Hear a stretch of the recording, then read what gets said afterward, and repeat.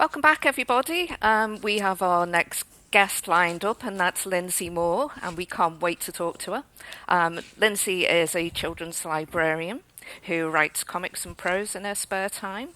Her comics have been published by Hellcat Press and Bad Kids Press, and her prose has been produced by the excellent NoSleep Podcast. So without further ado, let's bring her in and give her a big warm welcome. Yay! Hello. Hello, lovely. Hello. Right. There we go. Hello. There she is. Hello. Hello. Hi. Oh. You doing well today? I'm doing great today. Thank you so much for having me and for that lovely introduction.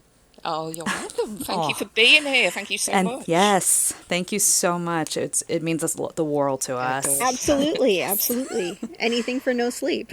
Oh, yeah. Aw. Oh, dark overlords. Yep, exactly. Yes. It's like your picture in the background. Lysol has a picture of David Cummings. I see. I love it. All right. So to get started with, we could jump right into the writing origins, or did you want to do the warm up? Let's do the writing origins. The juice. Awesome. Okay. So, hey, Lindsay. Hope you're doing all right. All right. We'd love to know a little bit more about when and kind of where you started sharing your stories publicly. I do know that you kind of started off with a little bit more of a comic book origin, but then you did discover the NoSleep podcast. But I'd love to hear a little bit more in depth about kind of more about your writing journey, where you started and kind of where you've gone. Can you tell us a bit about that? Sure thing. So I've been writing kind of creative little short stories for just about as long as I can remember. And they've almost always had some kind of horror aspect to them. I think I kind of got my start writing Goosebumps fan fiction when I was like 10 or 11. And then I discovered comic books around that age as well. And so pretty much from high school through college, I was juggling prose and comics and dove a little more into comics after I graduated from college. And then I discovered the NoSleep podcast one day while I was at work, and I really enjoyed it and was listening, and I kind of said to myself, well, I wonder if I could do this, if I could get on this podcast. So I wrote a short story, The Thing in the Yard, and I put it on the NoSleep subreddit, and it seemed pretty popular. People seemed to like it. And then I submitted it to the podcast, and the rest is history. That's great. Sorry, go for it. No, I was just going to say, is that the first thing that you feel like you wrote that got a good feedback, and that it went down well and successful in your eyes? Yes, I think that's the first one that really kind of sparked it all. I wanted to do something a little different with the babysitter in peril trope, and I like to think I did that. You did it Yes. well. Yes, without revealing it, I will say I was not expecting where that was going to go, so I definitely think that that first story does stand out for, as you said, you took the babysitter in peril, that babysitter trope, and did an amazing twist with it, so that one does definitely stand out in my memory out of your stories, so... Thank you so much. Yeah. All right, I guess I would like to know a little bit about how did you go from from writing NoSleep episodes to publishing your anthology, Dark Lady? What was kind of that journey there? Yeah, so again, I'll pull it up, I'll show you. This is Dark Lady. Yep. Yay! This is Dark Lady, a horrifying anthology. And I was part of a comic book, a group of comic creators.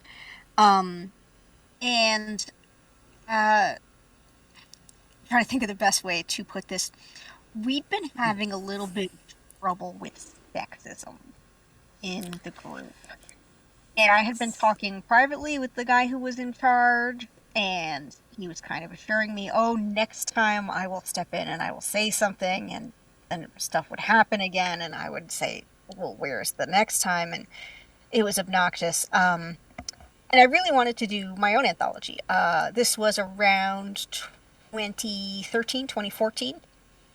And I wanted to do an anthology. I wanted to put one together, and I wanted it to be all women creators. Fantastic and so idea.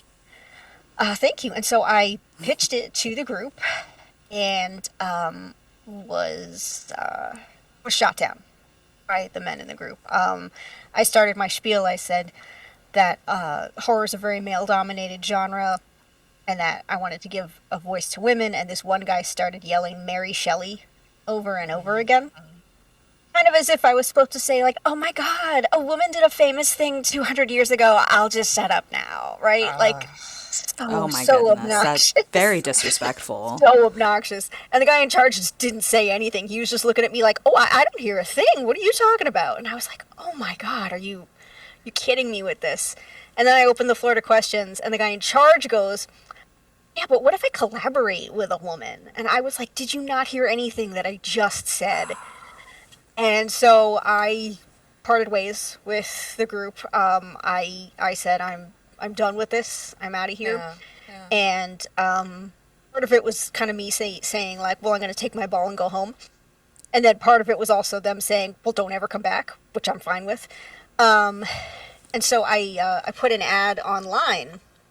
I can't even remember where. Actually, I don't even think it was like an ad. I think it was the website. I launched the Hellcat Press website, and I got an email actually from, hold on, someone actually in Finland, of all places, HP Lekonen, and they said to me, hey, my friend showed me your website, and I have a comic. And then they pitched me what I can only describe as the most disgusting idea I've ever heard in my life. And I kind of said to myself, well, now I have to get this off the ground. Yeah. And so that was just kind of how I did it. Kind of from there, I recruited more people online, more people that I knew in real life, and I managed to put together an anthology. There's 10 stories in there, and it got off the ground, oddly enough. I just felt reading that preface, I was so angry for you, just Yes. thinking, oh my God, that is shocking, but I am so glad that you had the Yes. determination from that to carry on and get this amazing book out there. Well done, you. Thank you. I like to joke that spite is a very powerful motivator, because I think definitely a little bit of spite went into this, where I was kind of saying, well, let me prove you wrong. Oh God, must have been so Definitely, frustrating. gosh. And I completely agree. I think I stumbled across an interview, and then I read the preface, and it touched on the same thing, and I just was, oh my I God. know. You get so You angry, know. don't you? You do, and it kind of adds another layer of darkness, I feel, to what the anthology is. It already is horror, but it kind of I almost see it as coming from a place of horror in terms of how it kind of reflects a problem we have in our society, and because of that problem, that gave you the spite to Yep. determination to create it, and that's wonderful. Even though it's unfortunate it had to happen that way, it still happened, and I'm glad that you didn't take no for an answer. You didn't say, "Oh, Shelley, she did it all," and I know. you know. Well, thank you very much. Yes. So speaking of comic books and writing for prose, I wanted to know a little bit more about your writing style and your writing process. How do you kind of take an idea and get it to sort of some kind of a plot, outline, and draft? And I do know that's going to be a little bit different than, Right. maybe comic books versus stories. So if you could touch on maybe a little bit of of each of what that's Sure. like? That'd be cool. Sure. Well, in terms of plot, I think that there's a very similar element in that, regardless of if you're writing a comic script or a prose piece, you still have to either plot out your story beats, or you have to at least know what they're going to be. You have to have a beginning and a middle and an end with your typical intro, and then the rising action, and then the climax, and then the falling action, and the conclusion. So that's kind of the same regardless of what medium you're writing. However, I would say the biggest difference is that with comics, you're kind of free to... You don't have to be as, I'm trying to think of the best way to put it. You don't really have to be as, poetic when you're writing. You can just sort of say what's happening, which is kind of a no-no in prose. You're supposed to show, don't tell, and that kind of thing. But in comics, you just sort of write it in the script, That makes that kind of sense, thing. Yeah. Since comics is a visual medium. Yeah, and so when you're writing comics, you're writing for your general audience, but you're also writing for your illustrator. If you're like me, I can't draw, so you're writing for two people. When you're writing prose, it's just for your general audience. But when it's a comic, it's for two people. And so in a comic, because my story, The Thing in the Yard, was actually, I adapted it into a comic for a piece. Let me see. I think I have it here. This book, The Fractured Continuum, which was put out by Bad Kids Press, and it's an anthology based on different comic genres, and so mine was like a Tales from the Crypt type thing, and my friend Jay Kennedy illustrated it. So yeah, so here it is. Ooh. Wow, cool. Yeah. And so when I was adapting it, I pretty much, when I was describing the monster, I pretty much described to Jay right away, this is what the monster really is. I gave away the twist, immediately. Yeah. So that he would know how to draw the creature. That kind of thing. Yeah, that makes sense. Yeah, so... Oh, thank you. I was... really like that little insight. Yeah. Yeah. So, yeah, because I know that comic book writing is definitely different, mostly for the reason that you said that you're writing more or less, you're directly telling, because the comic book is doing the rest of the job of sort of showing. Right. And I do think that's really interesting, but you did bring up a really neat point that you also have to write for the illustrator, which, not a lot of people, I forget about that. I don't think about that. And I read comic books sometimes, Right. that, yes, we need to tell the illustrator what's going on. So, yeah, I think that's really cool that you are multi-talented in that way, that you can write in those different processes. Thank you very much. It's very kind of you to say. I don't have a lot of trouble switching. If I'm being honest, it's not a super difficult thing.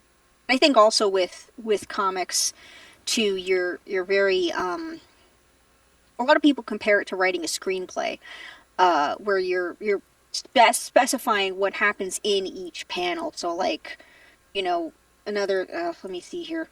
Yeah, so you're specifically, you say panel 1, and then here's what's in panel 1, here's any dialogue, any sound effects, captions, and then boom, panel 2. So it's very it's almost actually, it's more like writing a play, I would say. It's more like writing a play or a screenplay.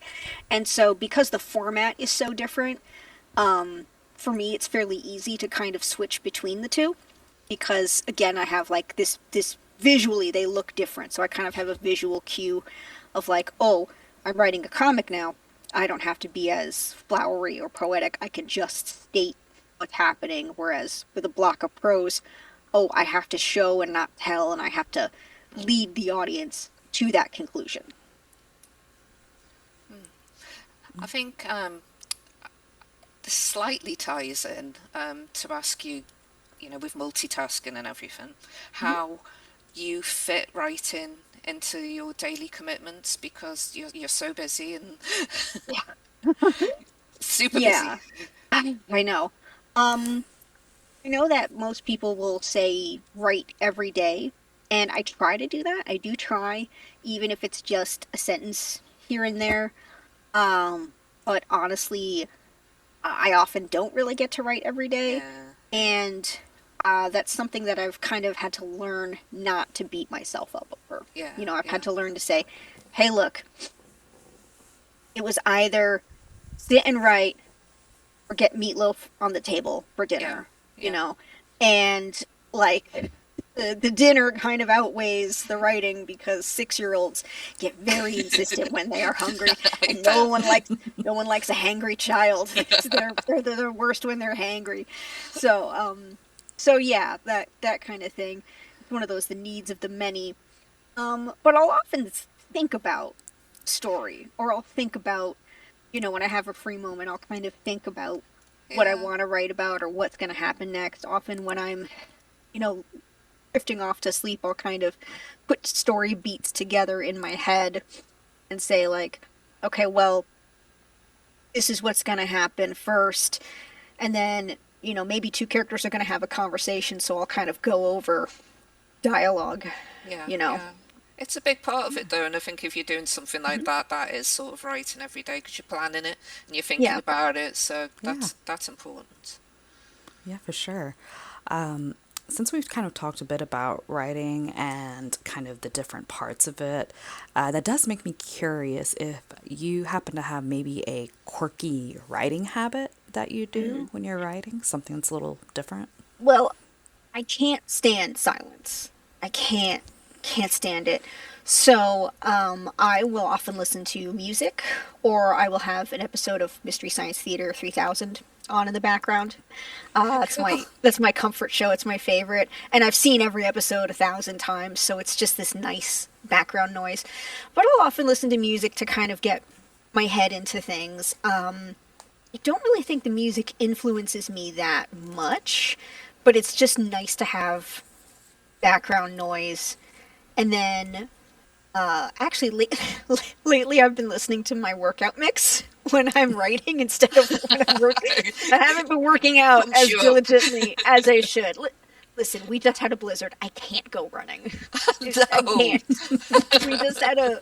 We're on day 2 of snow day. Oh Oh yeah. no. Oh Yes. Oh, yes. goodness.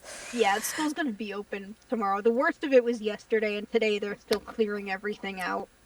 Oh So dear. everything will be back to normal tomorrow. But yeah, generally I put on kind of my workout mix, and that kind of energizes me because that's the point of your workout mix. Excellent. Yes. So Oh gosh, you definitely are someone who is busy. oh That yeah. does. Yeah, I am kind of interested in what other activities or hobbies that you pursue when you're not writing or, taking care of your children or making meatloaf Make a meatloaf. and I make a real all good those one though things. too. Um, let's see. Oh, I love to knit. I love to. I'm always knitting while I watch TV. Preferably knitting while I watch horror movies. Because one time I was knitting while I was watching like the Great British Bake Off, and my husband made a joke about me preparing to be a grandma, and I was like, really, really.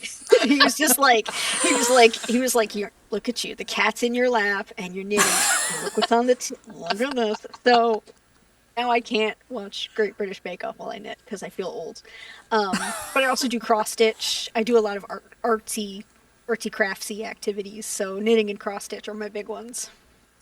You're very good. That's I've seen your lovely. stuff on Thank social you. media. It's Yeah, wonderful. I post on uh, Instagram under Hellcat stitches.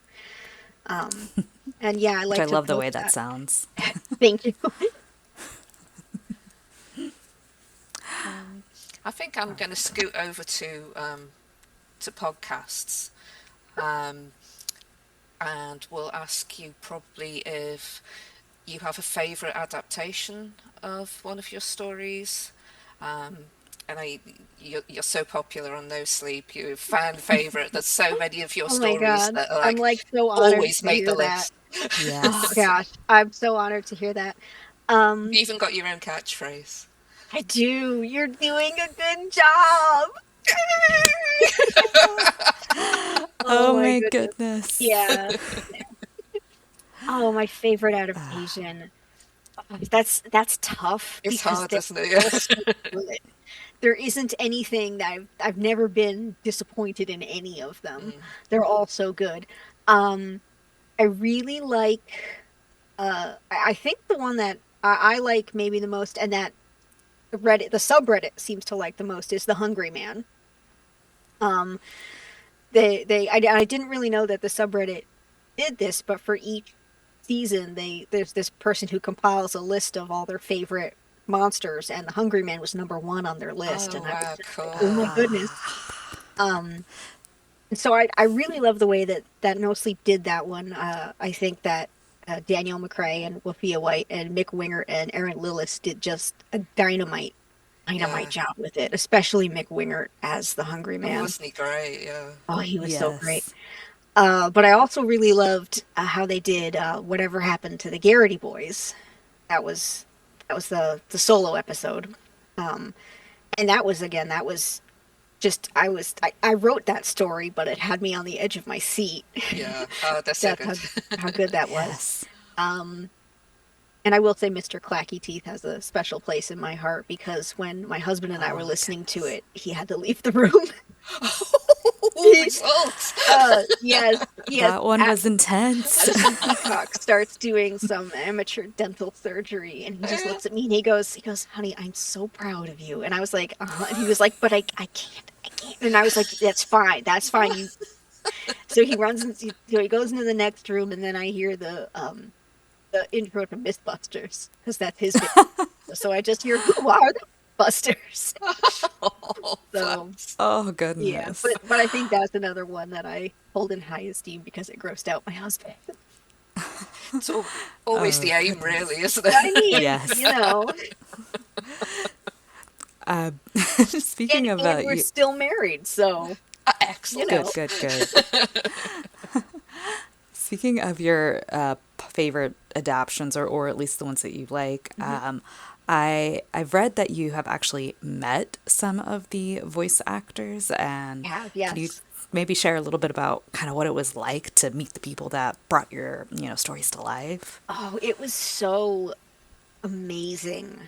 I remember the first show that I went to, it was the why am I blanking on what year it was? I want to say it was the first live show they ever did. The first live show they ever did.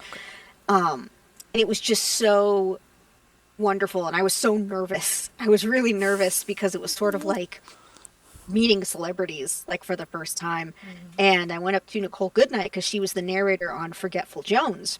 And I actually had the story, and I was like, I wrote this one and you narrated, can you sign it? And she was so sweet and so wonderful. And Jessica McAvoy signed too because she did one of the voices in it.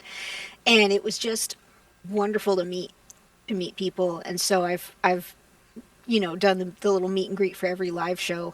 And then for the 2019 live show, I actually got to hang out backstage a little bit before the show because at that point I sort of already knew everybody. I also got to meet Henry Galley and Meg Malloy, who are wonderful, wonderful people. They are so fantastic. And I've got to be honest, Henry Galley is one of my favorite authors. And Meg Malloy actually wrote one of my favorite No Sleep stories, which was The Open Secret of East Hall. Oh yes. That's a really great one. Yeah. That's a fantastic story. And so meeting them too was also like, oh my God, this is so. It was the fact that everyone is so friendly and so down to earth just makes it easier. So it's really like just chatting with a very good friend. Yeah. I went It's to a family, isn't it? It feels like a little. Yes. I went to the It's like UK recently and actually got to spend the day with David Alt, which was really fun. Oh, I bet that was He great. was so nice. He was so nice, and we were joking around. He was saying, "Yeah, thanks for visiting me." And I was like, "Anything to spend time with my second favorite British no sleep voice, and he was like, and I was like, "You're not Erica Sanderson."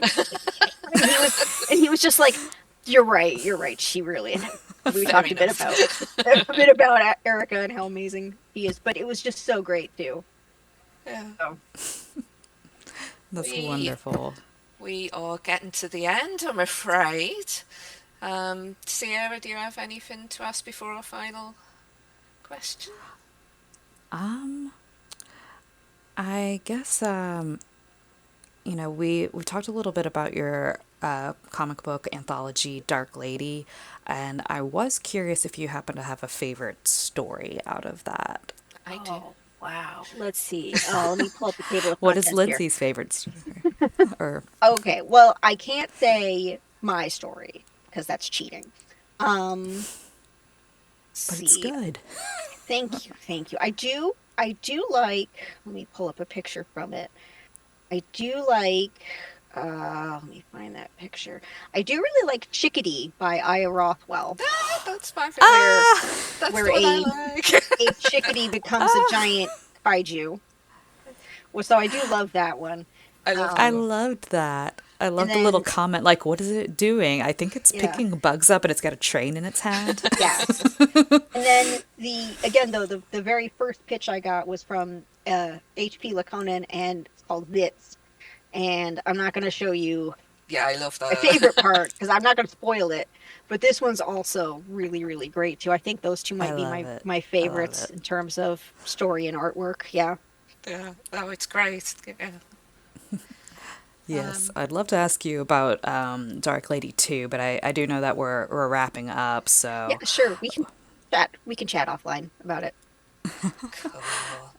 I know it's a shame that we're pressed for a certain amount of time because we could probably talk to everybody all night about everything that we want to know. I know. But we'll finish off with our final question just to ask what your future plans are. If there anything in the works.